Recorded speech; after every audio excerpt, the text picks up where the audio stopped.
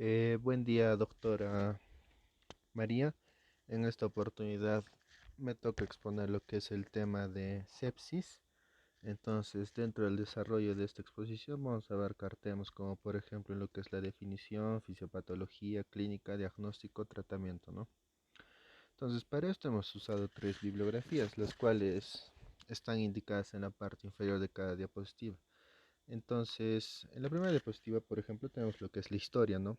Entonces, por ejemplo, antiguamente se definía, ¿no? desde el origen de Hipócrates a la sepsis como un proceso mediante el cual la carne se pudre, ¿no?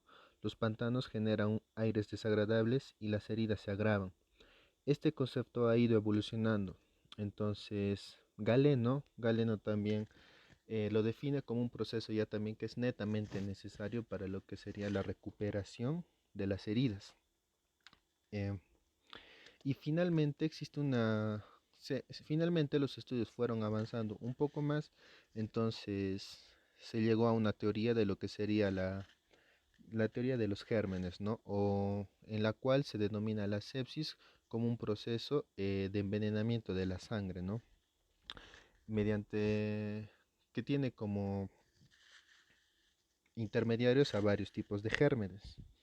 Entonces, tenemos que ver, ¿no? Que por qué es importante que hablemos de la sepsis. La sepsis es considerada actualmente una enfermedad con considerada la principal causa de muerte. Sobre todo está más arriba de lo que sería el infarto de miocardio, ¿no? Entonces, es por ello que es importante estudiar esta enfermedad.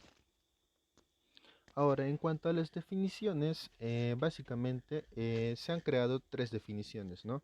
La primera definición de sepsis o denominada sepsis 1 ha sido abarcada en el año de 1992 y tiene la definición de que es una respuesta inflamatoria sistémica asociada a una infección. Y esta a su vez es capaz de complicarse en lo que sería, por ejemplo, hipotensión, sepsis severa, shock séptico, hasta llegar finalmente a lo que sería un síndrome de disfunción orgánica múltiple, ¿no? Entonces, para ello ha agarrado varios criterios, por ejemplo, como son los primeros de temperatura, una temperatura menor de 36 grados o mayor a 38 grados, una frecuencia cardíaca mayor de 90 latidos por minuto, una frecuencia respiratoria mayor de 20 respiraciones por minuto o una PCO2 menos de 32 milímetros de mercurio. Ahora los leucocitos que pueden estar mayor de 12.000 o menor de 4.000, ¿no? O encontrarse hasta más de 10% de formas inmaduras. Ahora, en el criterio de sepsis 2, en acá ya también se ha abarcado, por ejemplo, que han llegado a la conclusión de que no era necesario modificar estas definiciones antiguamente planteadas, ¿no? Entonces, por lo tanto, lo único que se ha hecho es mejorar esto, agregando ciertos parámetros o ciertos criterios, ¿no? A los antes descritos criterios diagnósticos. Entonces, para esto se han agarrado, por ejemplo, algunos parámetros generales, hemodinámicos, inflamatorios y de perfusión tisular, que posteriormente se va a llegar a explicar. Y finalmente, ¿no? Este artículo mencionaba que para el 2016 se llegó a determinar lo que sería una tercera definición, una definición de sepsis 3, básicamente por la sociedad, ¿no? De Sepsis Definitions Task Force, ¿no? Entonces, en este caso ya también surge, ¿no? Surge la problemática de por qué vamos a dar una nueva denominación a este caso ya descrito, ¿no? Entonces, esto se refleja en que los criterios diagnósticos de sepsis básicamente son altamente sensibles, pero son bajamente específicos. Y esto está demostrado, ¿no? En varios estudios que relata el artículo, ¿no? En los cuales, por ejemplo, nos habla de que hay un mal diagnóstico de la sepsis, por ejemplo, en lo que serían los servicios de UCI. Se sabe y es inespecífico. ¿Por qué? Porque digamos, de 10 personas se puede creer que estas 10 tienen sepsis, ¿no? Entonces estas 10 se pueden llevar a lo que sería el servicio de UCI, pero no necesariamente son diagnóstico de sepsis. Entonces es por ello que se habla de su baja especificidad.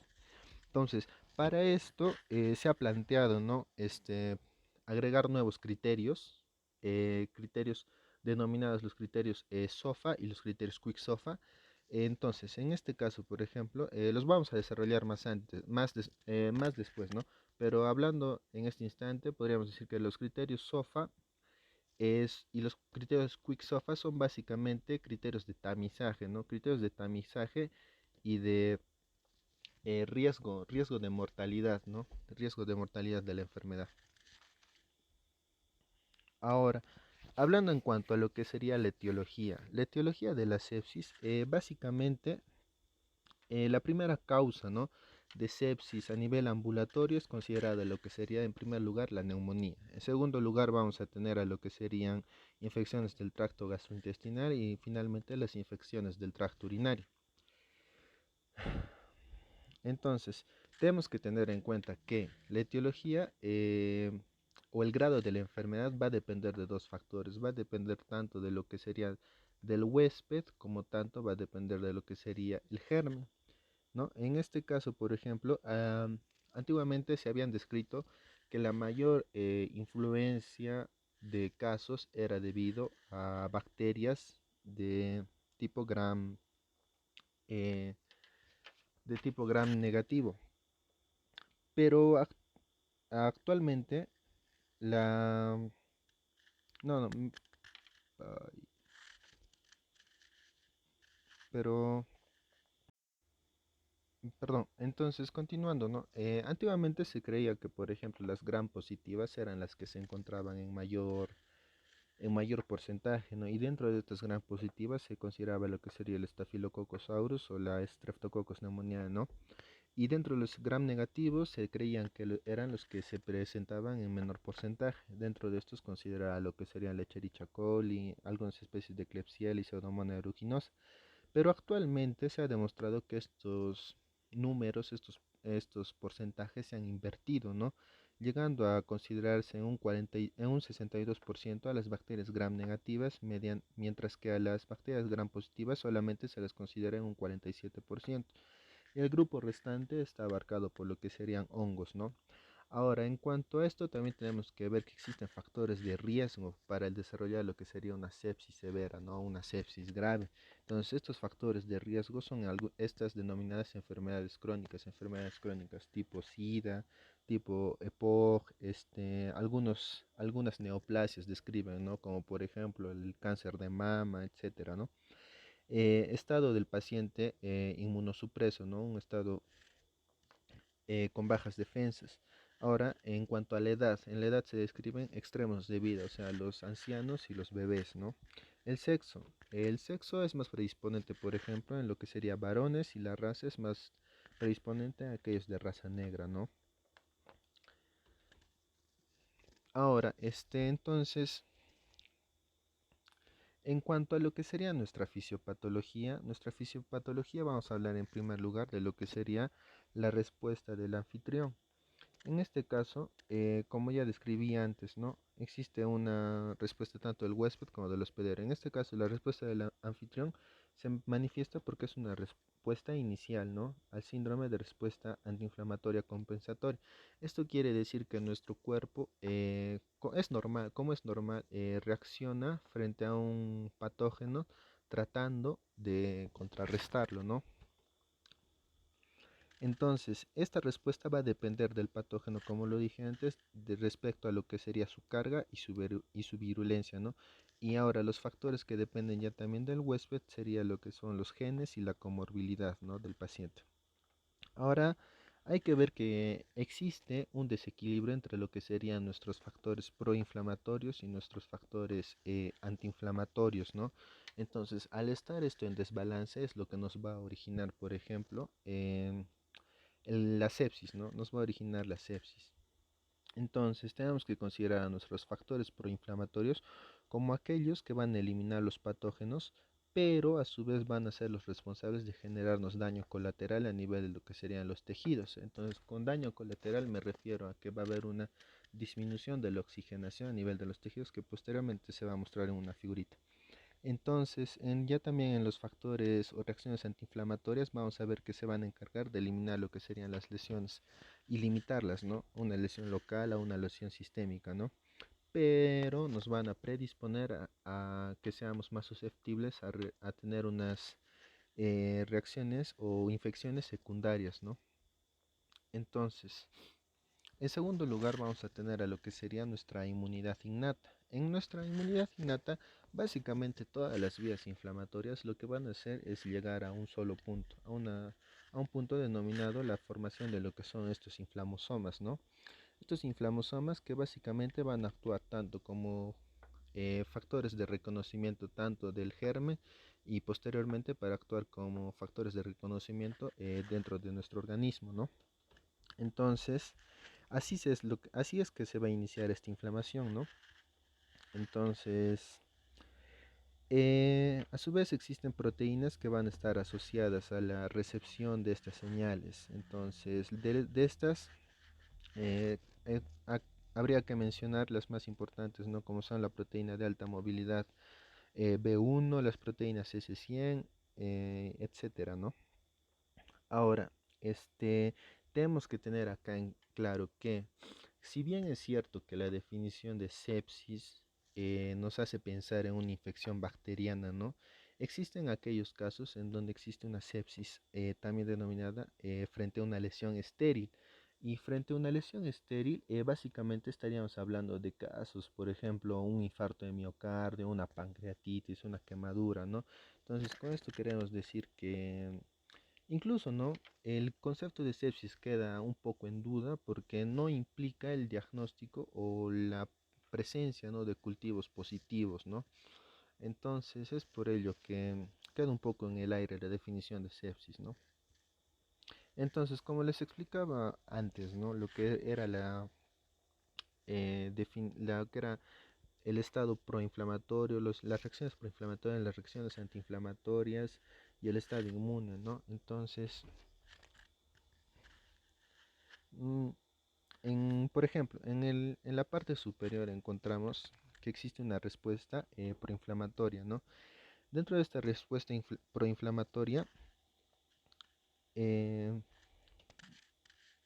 vamos a tener, por ejemplo, ¿no? Que va a depender en primer lugar de lo que sería la carga de virulencia, ¿no? Tenemos a lo que sería la carga de virulencia, luego tenemos a lo que sería los patógenos asociados a los receptores, a los patrones moleculares, ¿no? Que ya lo había explicado antes, cuya función es llegar y activar lo que sería el inflamosoma. Ahora también vamos a tener el receptor de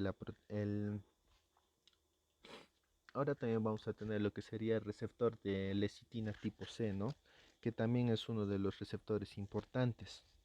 Entonces todo esto va a estar asociado a lo que sería daño de algunos patrones moleculares, llevando a lo que sería la necrosis de la célula. Posteriormente va a llevar a una activación de la coagulación, activando proteasas de la coagulación. Posteriormente va a llevar a una activación del sistema de complemento y una activación de los leucocitos, ¿no?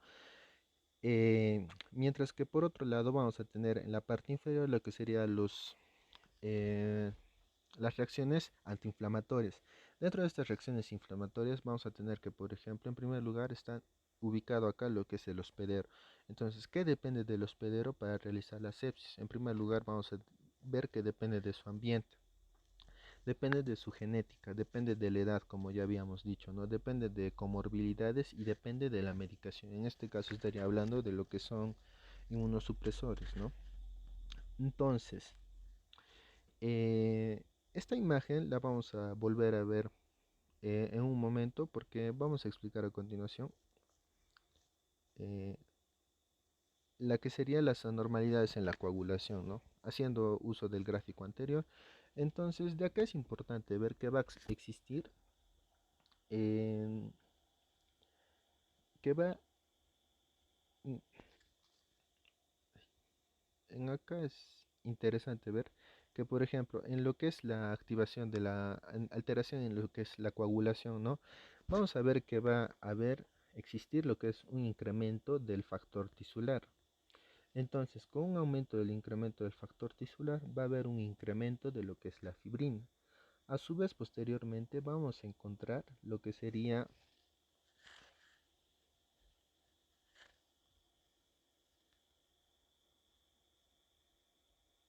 ah, perdón, eh,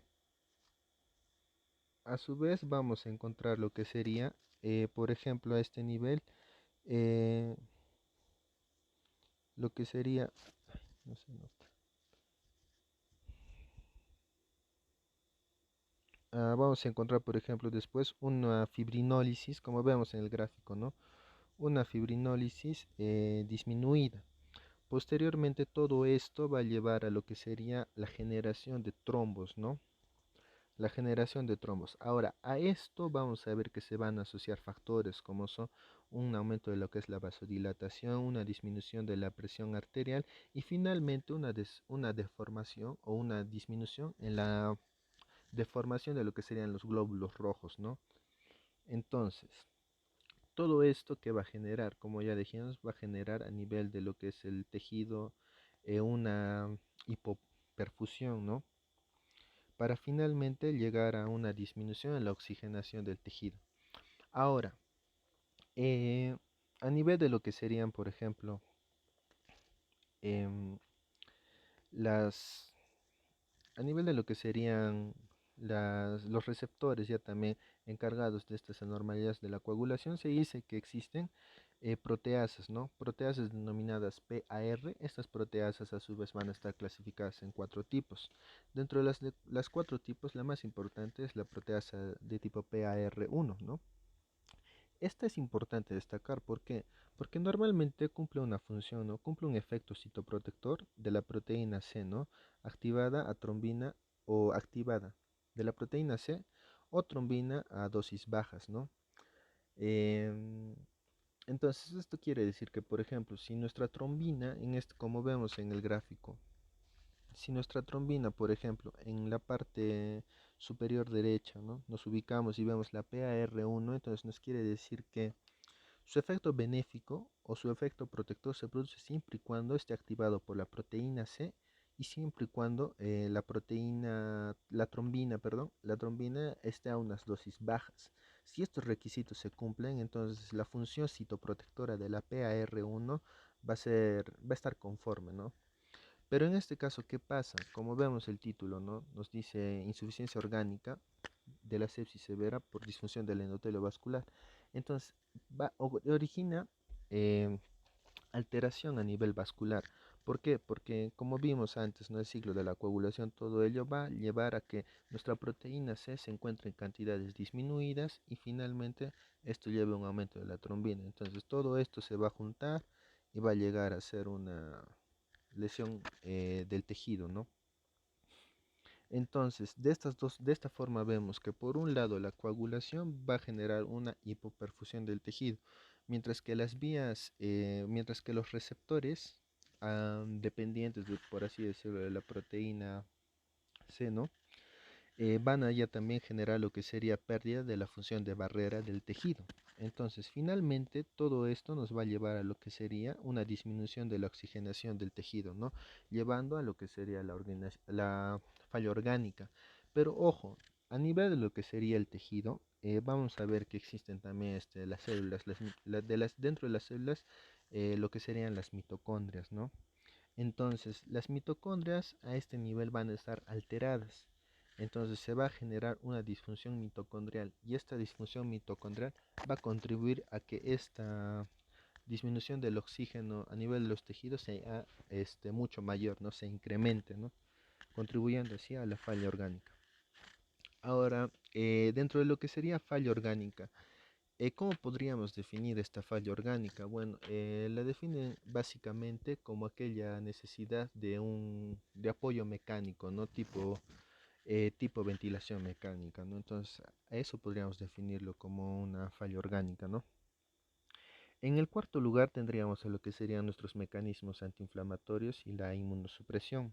Entonces, ¿esto qué relación tiene con lo anterior? De que básicamente se dice que aquellas personas que han sufrido o que sufren sepsis es debido a que tienen el sistema inmunitario bajo. ¿Y esto por qué?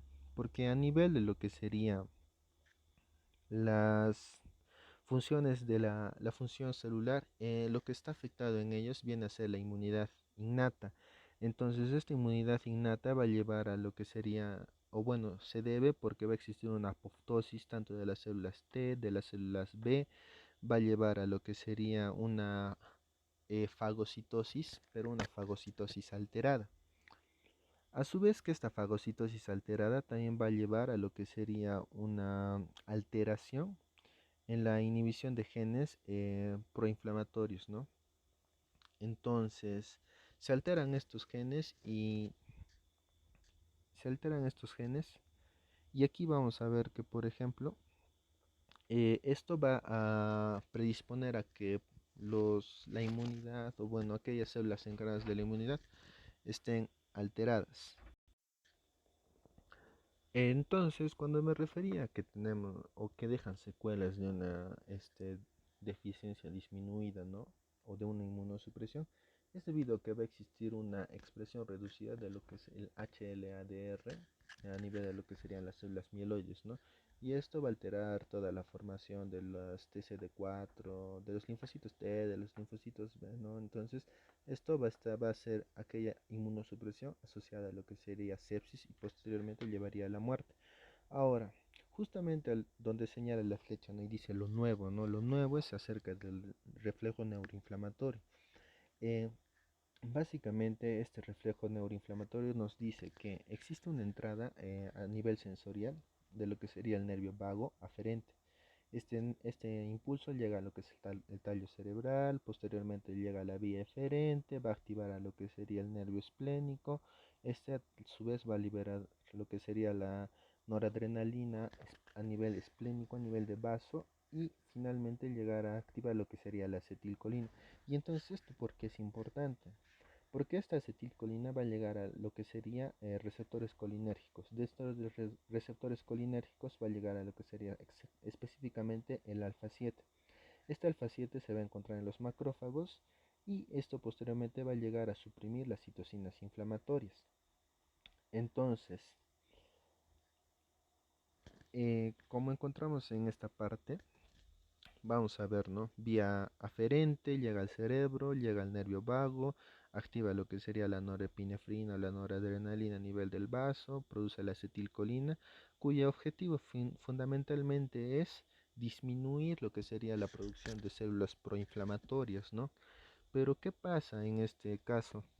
En este caso, por ejemplo, hay pacientes o personas, ¿no? que van a tener o que han sufrido de vagotomías. Entonces la vagotomía podríamos asociarla, ¿no? como un factor de riesgo, ¿no? Para desarrollar mayor sepsis, ¿no?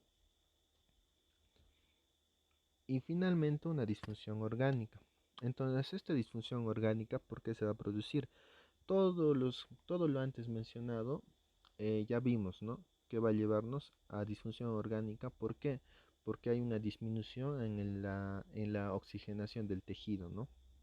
Entonces, vamos a ver que está influido por lo que sería una hipotensión, deformabilidad disminuida de los glóbulos rojos, trombosis microvascular, daño mitocondrial, ¿no? Ya explicado en las anteriores figuritas, ¿no? Ahora, en cuanto a las características clínicas de la sepsis, básicamente los signos suelen ser un poco, por así decirlo, inespecíficos, ¿no? Entonces, por ello que se ha tratado de ordenarlos y de ponerlos en ese cuadro de criterios diagnósticos. Entonces, las características clínicas más importantes que describe la bibliografía vendrían a ser lo que es la temperatura elevada o disminuida, ¿no? Dijimos 38, 36 grados. Una debilidad generalizada, taquipnea, una alteración del estado mental. Respecto a la alteración del estado mental, nos dice que es un poco inespecífico, ¿no? Porque se puede encontrar en varias otras patologías. Entonces, hay que tomarlo con pinzas esta alteración del estado mental. Ahora, la taquicardia, la hipotensión y el rash cutáneo. Generalmente el rash cutáneo tiene una presentación poco frecuente, ¿no? Ahora, entonces, la clínica también va a depender, por ejemplo, del sitio inicial de infección. El sitio inicial de infección, por ejemplo, también va a depender del organismo causal, que ya habíamos hablado, que en este caso son más gram negativos, segundo lugar los gram positivos y finalmente lo que son los hongos. Va a depender del patrón de disfunción orgánica aguda, del estado de salud del paciente, o sea, su estado previo, lo que serían las comorbilidades, como ya dijimos, ¿no? Y el tiempo antes del tratamiento. Es muy importante de esto porque vamos a hablar más después, ¿no? Y está relacionado a lo que sería la supervivencia, ¿no? Del paciente. Ahora, entonces, primero, la disfunción orgánica aguda va a atacar a lo que serían, en primer lugar, al sistema respiratorio y al sistema cardiovascular. En segundo lugar, a lo que sería nuestro sistema nervioso central y al sistema renal. En el sistema respiratorio va a presentarse clásicamente como un síndrome de distrés respiratorio agudo. ¿Y esto cómo va a estar definido? Básicamente la presencia de hipoxemia con infiltrados bilaterales que no sean de causa cardíaca. A nivel cardiovascular nos va a producir lo que sería hipotensión o un nivel elevado de lactato sérico, ¿no? Entonces, es importante recalcar acá que después de una expansión adecuada del volumen, esta hipotensión suele persistir, entonces por lo tanto requiere vasopresores, ¿no? Y esto puede llegar a la producción de disfunción miocárdica. Ahora, en segundo lugar, como dijimos, va a atacar lo que es el sistema nervioso central, produciendo lo que sería obnubilación, delirio, encefalopatía no focal, ¿no? Y a nivel de lo que serían imágenes, solamente no existe daño estructural, por así decirlo, en imágenes, ¿no? Entonces, las imágenes no nos ayudan mucho. Eh, en segundo, también vamos a tener que afecta al sistema renal, por ejemplo. Entonces, a nivel del sistema renal va a producir lo que es la disminución de orina, el aumento de lo que es la creatinina, con terapia de reemplazo renal, ¿no? Entonces, finalmente, ¿cuáles son aquellos criterios diagnósticos de sepsis, ¿no? Entonces, vamos a ver que, por ejemplo, antes de hablar de esto, sería bueno definir lo que sería una infección, ¿no? Entonces nosotros, ¿cómo vamos a definir una infección? Una infección vamos a definirla como la presencia de microorganismos que desencadenan un cuadro inflamatorio. Luego, luego de esta infección tenemos lo que es una bacteriemia, que sería la evolución de esto, ¿no? Que sería la presencia de una infección más hemocultivos positivos. En tercer lugar, vamos a atender lo que sería el síndrome de respuesta inflamatoria sistémica, ¿no? El SIRS, posteriormente la sepsis severa, el shock séptico hasta un MOTS, ¿no? Una falla orgánica múltiple, ¿no? Entonces, una sepsis, como ya lo había dicho, ¿no? Entonces, para considerar, por ejemplo, una sepsis como tal, tenemos solamente que agarrar lo que serían nuestros parámetros generales y nuestros parámetros inflamatorios. Entonces, estos nos estarían hablando de lo que sería una sepsis, pero dentro de la sepsis como una sepsis leve, un SIRS, ¿no? Por así decirlo. Luego vamos a ver que a nivel de lo que sería una sepsis severa ya también nos va a agarrar lo que serían parámetros hemodinámicos, parámetros de disfunción orgánica y parámetros de perfusión tisular, ¿no? Entonces ahí estaríamos frente a una sepsis severa. Ahora, un shock séptico se define por aquella presencia de hipotensión o refractaria al tratamiento con vasopresores, ¿no? Entonces, eso se define como un shock séptico. Entonces, como lo dije antes, no es una secuencia, no es una evolución. Entonces, a partir de una infección ocurre un SIRS, una sepsis severa y un shock séptico. Y entonces, como dice la diapositiva, es importante entender a todo este proceso como un continuum, ¿no? Una sola enfermedad, pero con diversos grados. Entonces, hay que ver que estos diversos grados van a estar relacionados con mayor mortalidad a nivel del paciente. Entonces, por ejemplo, tenemos que un SIRS trae consigo una mortalidad de un 7%, una sepsis, una mortalidad del 16%, una sepsis severa, mortalidad del 20% y un shock séptico, una mortalidad del 46%, ¿no? Entonces, como mencionaba en las definiciones de SIRS, entonces, la definición de SIRS 3 nos habla de criterios, ¿no? Los criterios SOFA y los criterios Quick SOFA, y estos básicamente se han producido por la inespecificidad que tienen los criterios diagnósticos de por sí de sepsis, ¿no? Entonces, si nosotros añadimos estos criterios, esperaríamos mejorar el diagnóstico, ¿no? O el tamizaje de esta patología, ¿no? Entonces, entender que el SOFA es un criterio, nos sirve básicamente para hacer diagnóstico de sepsis, pero intrahospitalario. Intrahospitalario me refiero a nivel de lo que sería la UCI, ¿no? Mientras que los criterios Quick SOFA son recomendados para hacer un tamizaje de la sepsis, pero por decirlo así, extrahospitalario o ambulatorio, ¿no? Entonces, en ahí cabe la diferencia de los criterios SOFA con los criterios Quick SOFA. Ojo que estos no son criterios diagnósticos de sepsis, básicamente son criterios de mortalidad, por así llamarlo, ¿no?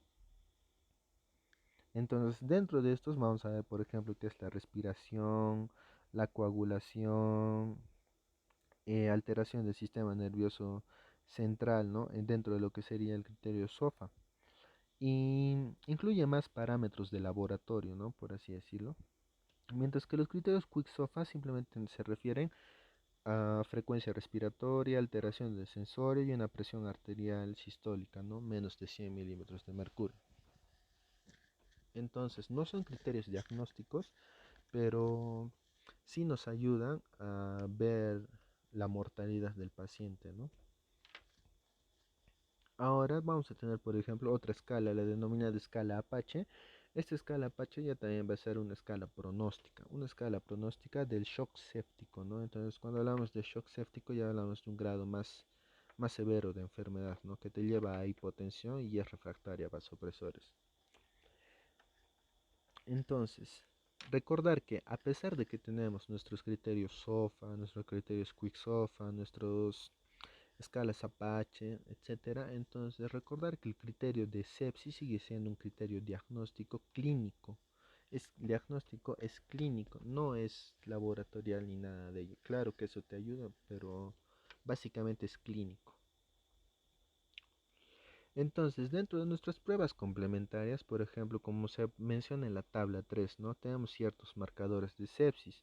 Estos marcadores de sepsis pueden ser recuento leucocitario, proteína C reactiva, citoquinas, protocalcitonina, etcétera, etcétera, etcétera, ¿no? Pero dentro de estas las vamos a mencionar las más importantes. Por ejemplo, la proteína C reactiva y la procalcitonina. Ahora, poniéndolas así en un cuadro, en un cuadro, ¿no?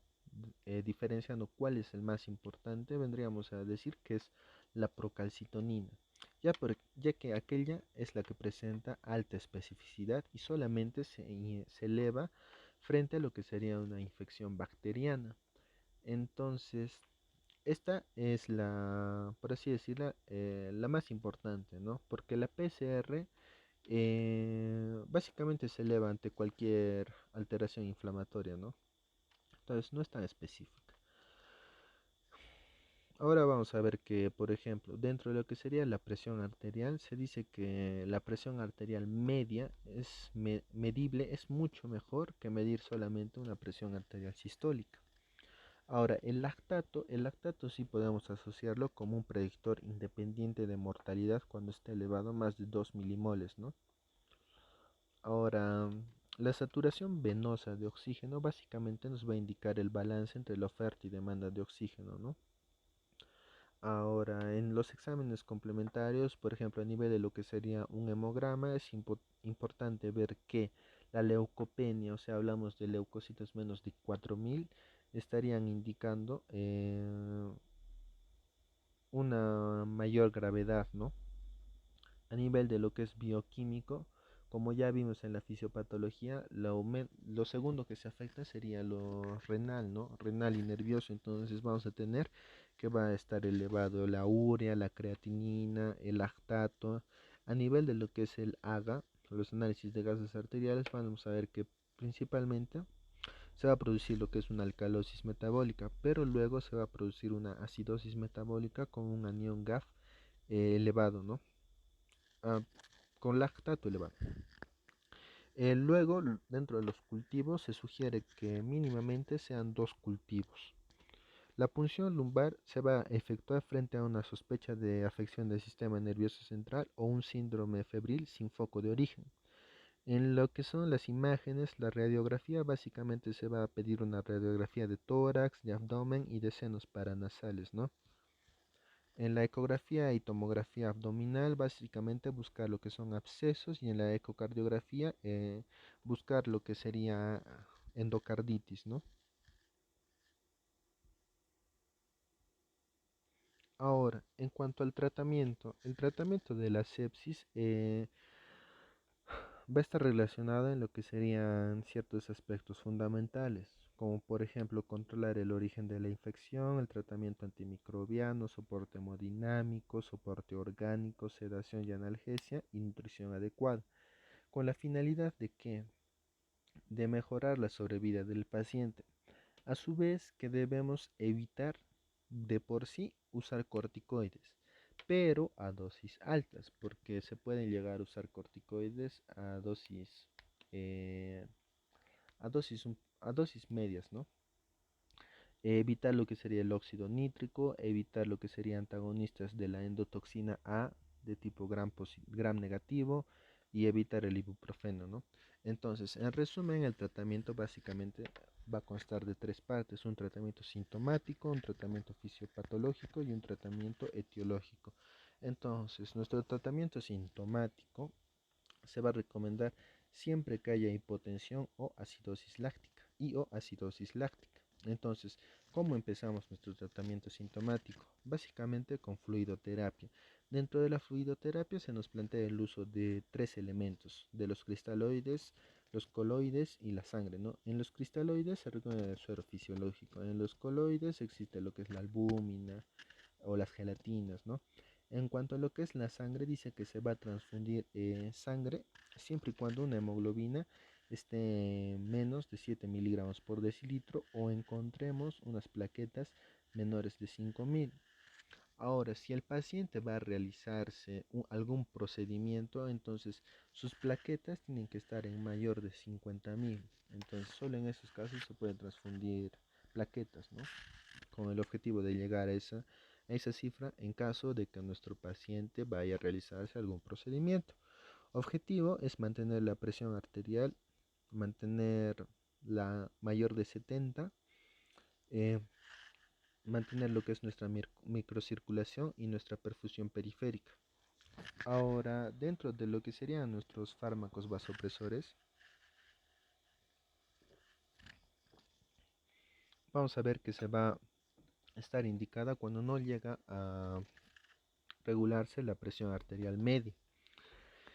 Entonces, el objetivo ya dijimos, ¿no? Una presión arterial media mayor de 70, considerando el daño esplácnico por una vasoconstricción excesiva. Entonces, dentro de los fármacos vasopresores vamos a tener en primer lugar a lo que sería la noradrenalina, ¿no? La noradrenalina que estaría recomendada, ¿por qué? Porque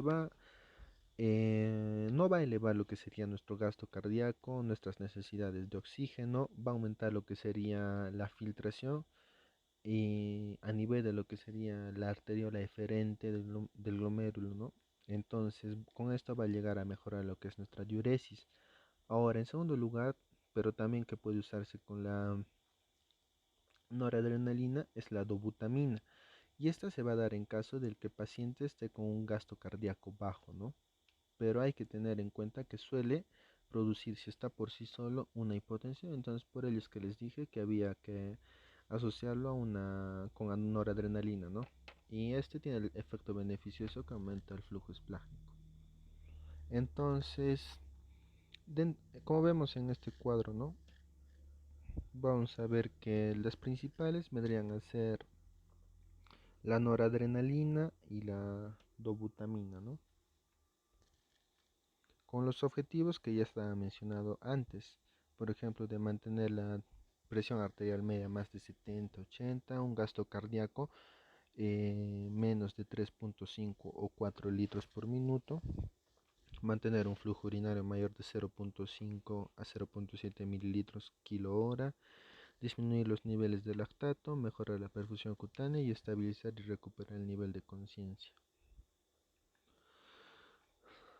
Ahora, a nivel de lo que sería nuestro tratamiento fisiopatológico, básicamente como ya mencionamos antes, ¿no? Tratar la inflamación. ¿Y cómo tratamos la inflamación? Con corticoides. Ojo, no corticoides a dosis altas, sino corticoides a lo que sería dosis de estrés, ¿no?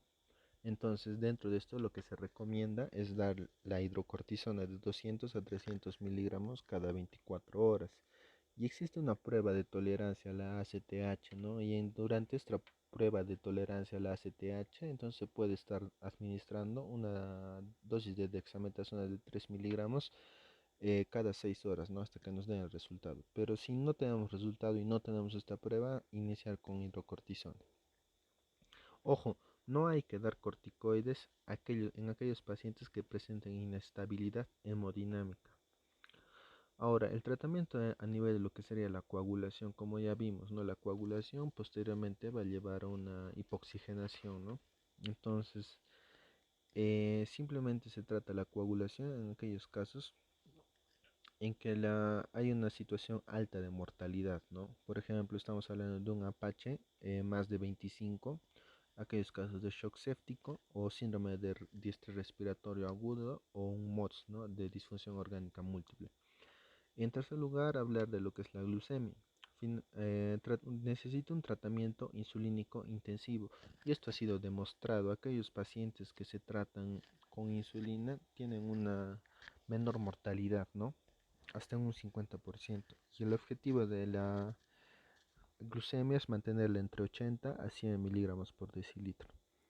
Y finalmente el tratamiento etiológico. Como ya dijimos, ¿no? El tratamiento etiológico básicamente está dado por bacterias. En primer lugar las gram negativas, en segundo lugar las gram positivas y en tercer lugar lo que serían los hongos, ¿no? Entonces, es importante, como acá dice, ¿no? Un correcto tratamiento empírico. ¿Por qué? Porque se ha demostrado que aquellos pacientes usualmente que reciben un tratamiento y no es específico, o sea, no es el que deberían recibir, entonces tienen una mortalidad aumentada entre un 10 a un 40%, ¿no? Entonces, las recomendaciones del tratamiento etiológico básicamente son iniciar el tratamiento dentro de lo que es la primera hora, mm, hora del diagnóstico después de obtener cultivo. En segundo lugar, elección a base de criterio médico, ¿no? Como ya dijimos, el diagnóstico de sepsis es diagnóstico clínico. Y tercero, reconsiderar el antibiótico a las 48 a 72 horas. ¿Y esto con qué fin? Con el fin de evitar la resistencia y la toxicidad, ¿no? Y el tratamiento debe durar entre 7 a 10 días máximo, ¿no? Ahora, eh, como vemos en la tabla, ¿no? Dentro de lo que vamos a clasificarlo en un paciente, por así decirlo, inmunocompetente, lo que se va a recomendar es el uso de piperaciclina, tazobactam más gentamicina o tobramicina, ¿no? O ampicilina más gentamicina más clindamicina. O el uso de imipenem, ¿no? En un paciente neutropénico, o sea que hablamos de menos de 500 neutrófilos, se recomienda lo que es ticarciclina, meslociclina o piperaciclina más tobramicina, o el uso de imipenem, o en caso de que exista catéter vascular infectado o sospecha de estafilococo, añadir vancomicina. Y en un paciente esplenectomizado se recomienda lo que sería cefotaxina o ceftriaxona, ¿no? Y si existe alta prevalencia de neumococo, entonces añadir vancomicina. Finalmente, ¿no? Se ha llegado a la conclusión de generar ciertas recomendaciones para el tratamiento de la sepsis y con esto disminuir la mortalidad de los pacientes. Entonces, estas se denominan medidas de actuación para las primeras 6 horas. Nos agarran 7 puntos. En el primer punto vamos a ver qué es la medición del lactato sérico. En segundo lugar, Bueno, la medición del lactato sérico, ¿por qué? Porque ya dijimos, ¿no? Es un factor independiente de mortalidad, ¿no? En segundo lugar, la obtención de hemocultivos, como ya dijimos, dos hemocultivos mínimamente deben ser antes de iniciar el tratamiento y no se sugiere que exista intervalos entre ellos, ¿no? En tercer lugar, un inicio precoz del tratamiento. ¿Por qué? Porque, por ejemplo, se puede llegar a disminuir la mortalidad del paciente en caso de que se actúe rápido, ¿no? Entonces, lo que indica esto es actuar rápido, ¿no? Y cubrir, o bueno, tener un amplio espectro frente a los patógenos, ¿no? Ahora, en lo que sería la presencia de hipotensión o lactato, ¿no? eh, Medir o tratar, ¿no? Con fluidoterapia, como ya dijimos, básicamente con cloruro de sodio, no sea el caso, o dependiendo, ¿no? O puede usarse albúmina, etcétera, ¿no? Y al finalmente lo que sería la sangre, ¿no? Que ya se indicó anteriormente los parámetros. Y con el objetivo de alcanzar una presión arterial media entre 65 a 70, ¿no? O 70-80.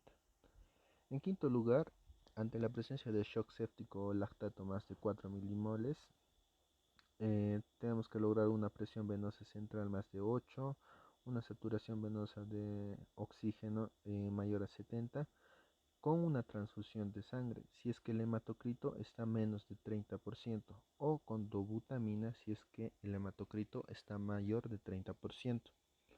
Entonces, en el sexto punto vemos lo que serían el uso de vasopresores, ¿no? Iniciar con lo que sería la dopamina o noradrenalina, como ya dijimos, ¿no? Principalmente la noradrenalina, ¿no? Con el objetivo de llegar a una presión arterial mayor de 65 milímetros de mercurio. Ojo, no esperar a que nuestro paciente tenga hipotensión para tratarlo.